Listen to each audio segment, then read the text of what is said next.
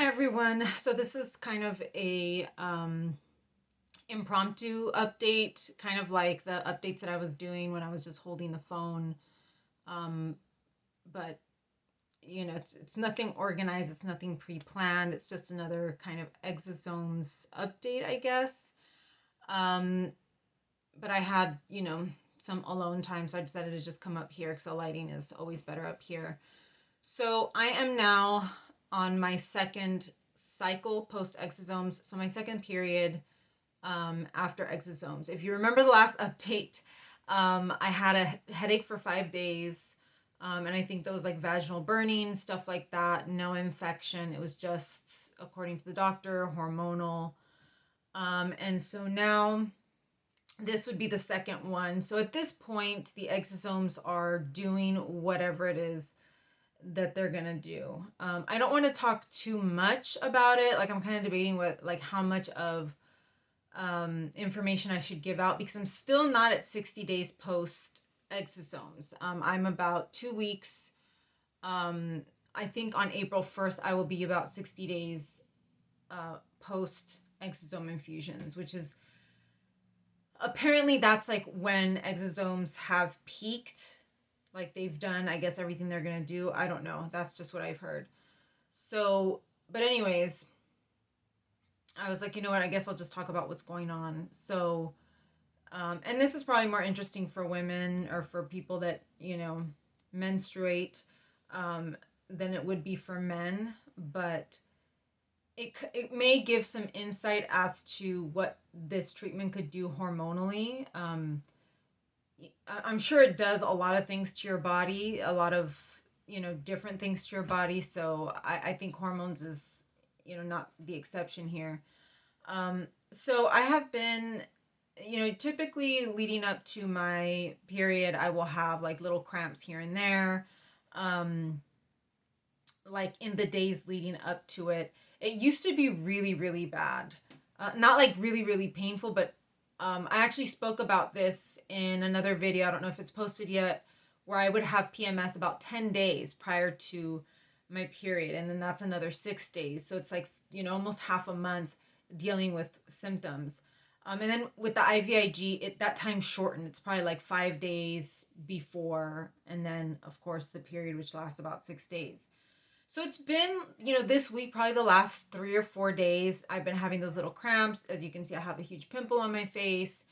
Of course, my brain symptoms, the ruminations, things like that, the kind of, obsessive thinking, all of that has been happening. And so today, my last period, between my last two periods, it was like 25 days. So today should be the day. And I started cramping pretty consistently last night, and I was cramping through the night. So I was like, it's got to happen either at night or this morning or today or at some point in the day. And it just has not happened. And this is really, it's annoying, first of all. And it is kind of weird because once I start getting those consistent cramps and when they start getting, more and more intense, I know that something is going to happen. I know that something will happen soon, soon, if not, now. And I've been like this all day since last night. Through the night, I had to take, pain meds. And again, it's not excruciating pain. If you have seen my other videos, I have had severe menstrual pain, blackout level, dry heaving pain.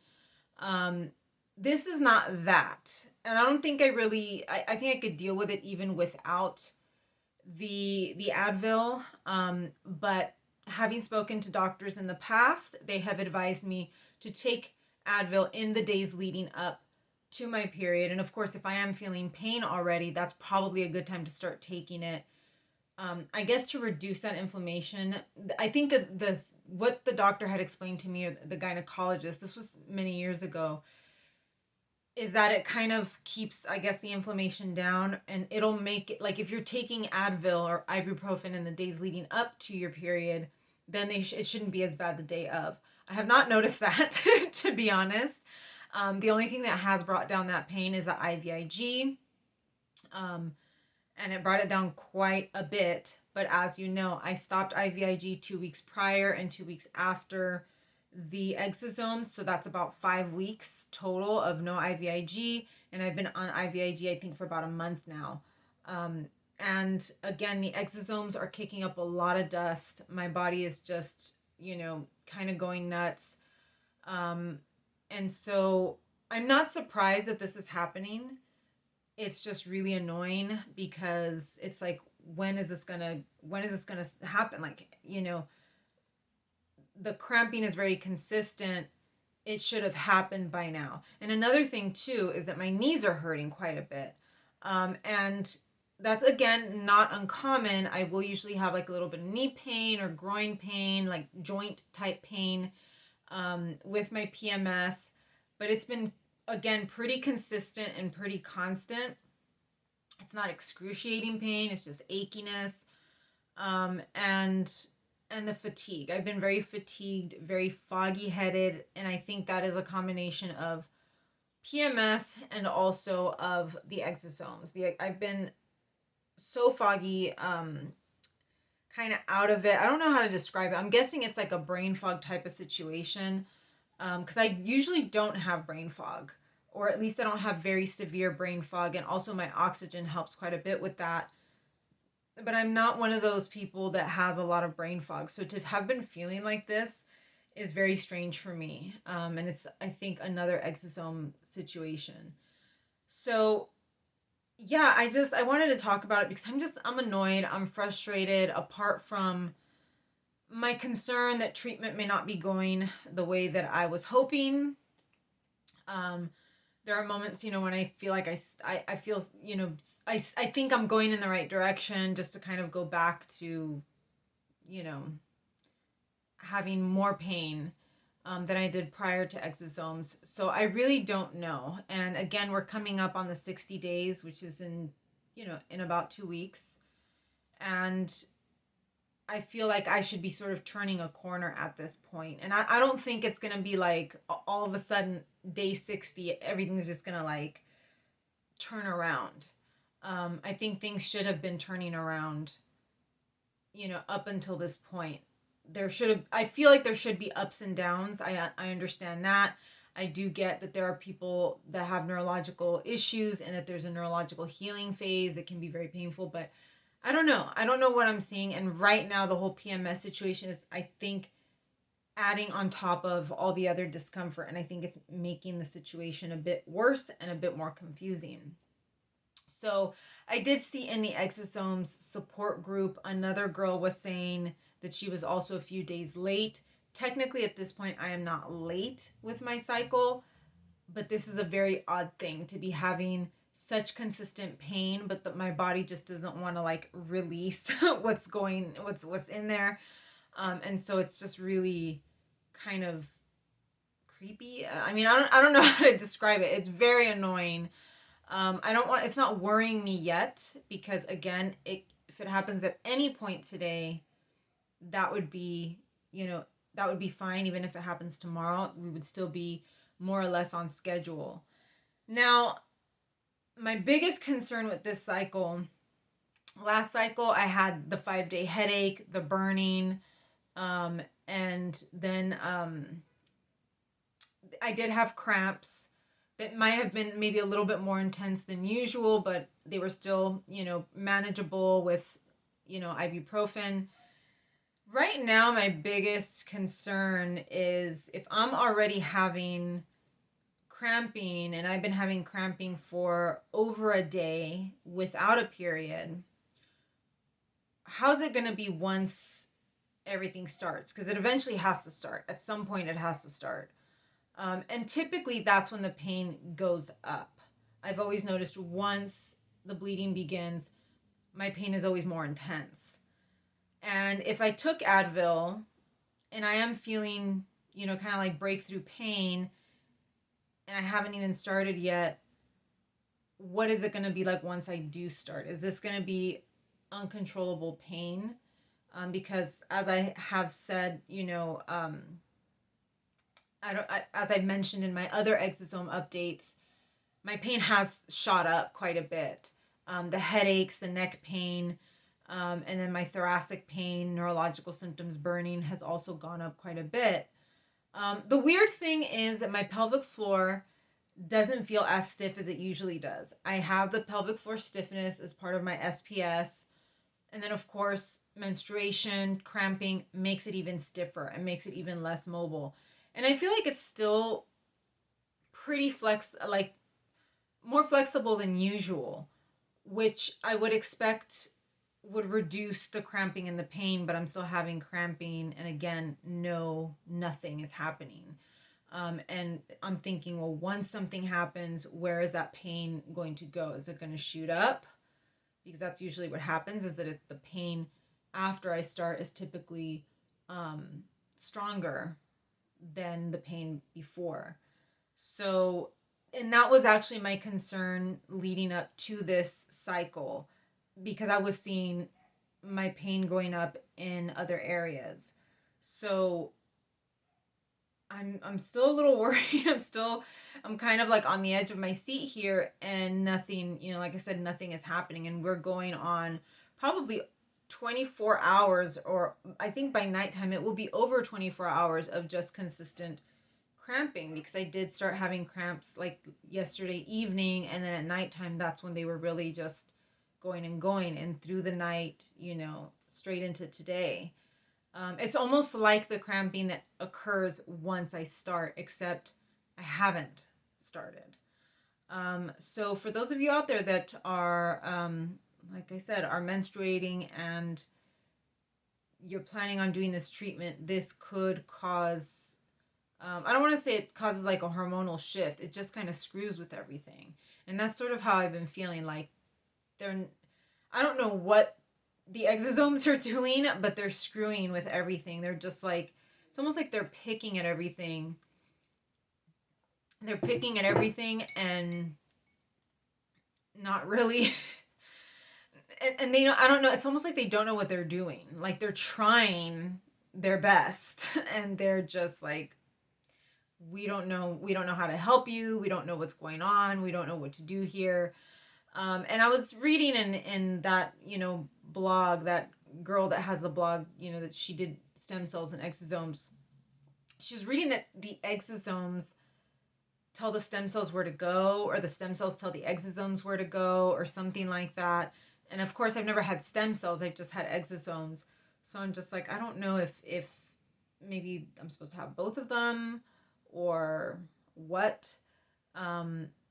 But yeah, it's a real situation. I'm cramping while I'm sitting here. Like I'm getting sharp little cramps, and I'm just like, typically I would be worried and I'd be like, okay, I have to go to the bathroom. Like it's almost go time. And right now I'm just like, this has been since last night and we're just not, it's just not happening. So I don't know. I feel very lost. I am going to give a 2-month update post exosomes, and that should be coming up soon, in a couple of weeks. But right now I feel very disappointed and frustrated. And the other worry is this prolonged prolongation of pain, because what it's going to do is it's going to prolong the pain. That's what I'm thinking. Because once I start, then that's when my cramps officially begin. And I typically have cramps for the first 24 hours at least, and then a little bit the second day. So it's going to be like 3 days of that. It's almost like the inflammation is just climbing and climbing and climbing and climbing, and it's just holding there. And I feel like it's affecting my entire body. So I've got like the exosomes that are really battling and trying to bring down that inflammation. And then these hormones, and of course, like, what was it, prostaglandin or something, they always raise your inflammation. And they're just like in a war right now. And I don't know who's win. I mean, I think the hormones are winning at this point in the inflammation, because they're just not letting anything happen. So it bothers me, because I can feel a worsening of my other symptoms. I don't seem to have the headache yet. Again, the headache can start Because I think last time the headache started a day or two after I started my period, and then it was like 5 days. And the burning went on even after I was done. It still lingered a few days after. So, it's like, I don't know, it's just kind of like a mixture of everything. Things are just fighting with each other, and it's making me miserable. Um, and I don't know, I felt like I was making some progress and then just, nothing. Um, and now kind of regressing quite a bit. So yeah, I don't want to give you guys a full update. I still have hope. I'm like, I hope in the next 2 weeks things really turn around. I really want this cycle to just get going and be done and over with. That way we can start bringing that inflammation down. I have another, my IVIG I do tomorrow evening. So I have that. And I know that I feel like that has actually been helping with some of my symptoms. I feel almost like the IVIG has been doing more than usual. And, this other, everything else is just a mess. So I don't want to be discouraging or, I don't know how to say it. It's not that I don't want to influence other people into not getting this treatment, but I also want to make sure that I document accurately what's going on. And sometimes I like documenting things as it happens, because then if I'm like, okay, because I was going to wait, I thought to myself, should I make a video today or should I just wait until tomorrow? And then just, once my period actually gets started. But I was like, I'll end up forgetting, because sometimes when I'm in the moment, it's like, this is what I'm feeling, and I can, say it right then and there. And sometimes I feel like I should just do that. Even if things change by tomorrow, even if things completely turn around, I think documenting it as it happens is probably a really good idea. That way it's fresh in my mind. And like I said, I do feel like we need to be honest. I start to worry sometimes that some of the things that I'm reading are not very honest. Um, because a lot of people do get paid. For example, the girl that does that blog, I imagine that she does get paid when she mentions the stem cell clinic she went to or some of the other therapies that she's tried. I imagine she gets paid for those things. Every time somebody clicks on the link, she probably gets some money. So, it's really one of those things where I feel like we need people to just be honest, because like I said, you're spending money on this treatment. Some people are traveling very far to get this treatment done. It's costing them an arm and a leg. And a lot of times, sometimes people get compensated to give a good review or to say good things. So, I don't know. I really want to be honest about it. I want to be honest, but I also don't want to jump the gun. Like I said, I will give a 2 month update. This is not that. This is just speaking specifically on, on my cycles and anything unusual that I'm seeing, which I fully expected.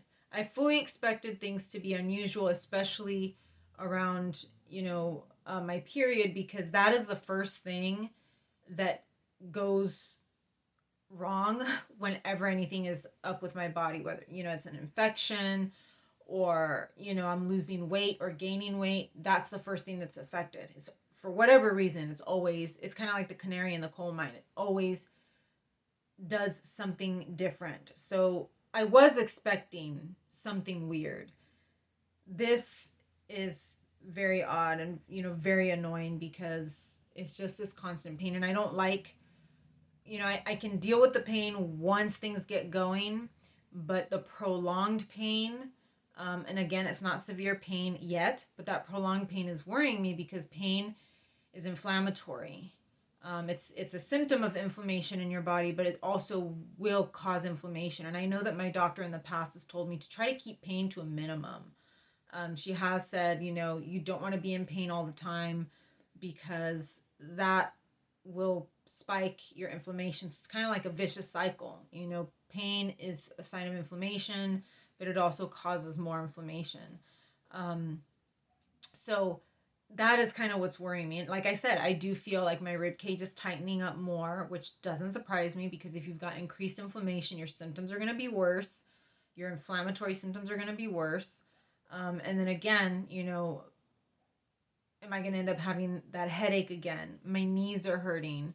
And it's pretty consistent pain. It's not like, oh, it's just hurting a little bit. And then once the process gets going, things kind of die down. And I know that's what I'm waiting for too, is once all of this starts, the symptoms will start to die down within 24 hours.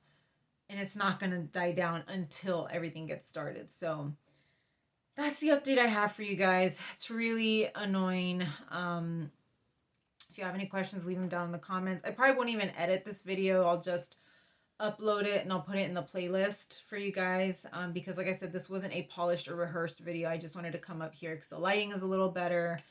But yeah, that's what I have. So I hope this is helpful. Please like and subscribe, and I will see you again soon. Take care.